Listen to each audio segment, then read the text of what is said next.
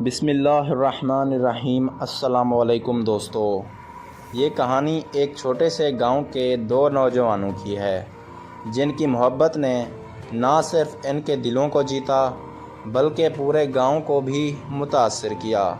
ان کا نام تھا علی اور مریم۔ علی ایک محنتی نوجوان تھا جو اپنے والدین کے ساتھ گاؤں میں رہتا تھا۔ وہ دن رات کھیتوں میں کام کرتا اور اپنے خاندان کی ضروریات پوری کرتا۔ اس کی زندگی سادہ تھی لیکن اس کی آنکھوں میں ایک خواب تھا، ایک ایسی لڑکی کی تلاش جو اس کی زندگی میں خوشیاں لے کر آئے۔ مریم ایک خوبصورت اور مہذب لڑکی تھی جو گاؤں کے اسکول میں پڑھاتی تھی۔ اس کا دل بہت نرم تھا اور وہ دوسروں کی مدد کرنے میں ہمیشہ پیش رہتی تھی۔ اس کی مسکراہٹ میں ایسی کشش تھی کہ جو بھی اس سے ملتا اس کی طرف کھینچا چلا آتا۔ ایک دن گاؤں کے چوک میں مریم اور علی کی ملاقات ہوئی۔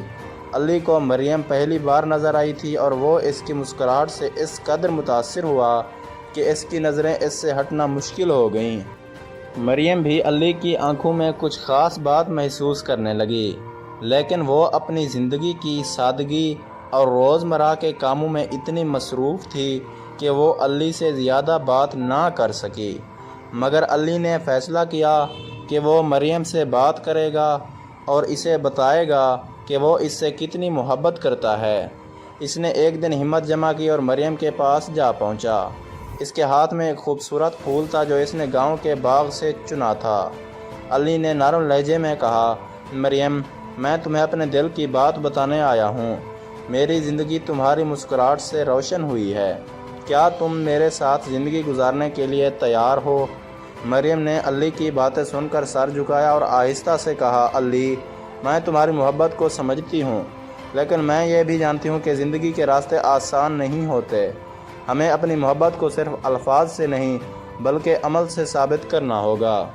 علی نے مریم کی باتیں سنی اور اس کے دل میں اس کی عزت مزید بڑھ گئی۔ وہ جانتا تھا کہ سچی محبت میں قربانی، صبر اور وفا کی ضرورت ہوتی ہے۔ اس نے مریم سے وعدہ کیا کہ وہ ہمیشہ اس کے ساتھ کھڑا رہے گا، چاہے حالات جیسے بھی ہوں۔ ان دونوں کی محبت ایک پختہ رشتہ میں بدل گئی۔ وہ ایک دوسرے کی خوشیوں میں شریک ہوتے اور غموں میں ایک دوسرے کا سہارا بنتے۔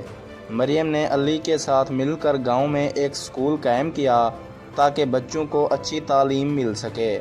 علی نے اپنی زمینوں پر محنت کی اور گاؤں کے لوگوں کے ساتھ مل کر ایک خوبصورت زندگی کی بنیاد رکھی۔ وقت گزرنے کے ساتھ علی اور مریم کی محبت گاؤں کے ہر فرد کے لیے ایک مثال بن گئی۔ وہ جانتے تھے کہ محبت صرف ایک جذبات نہیں بلکہ ایک عمل ہے جسے دن رات سچائی اور ایمانداری سے نبھانا پڑتا ہے۔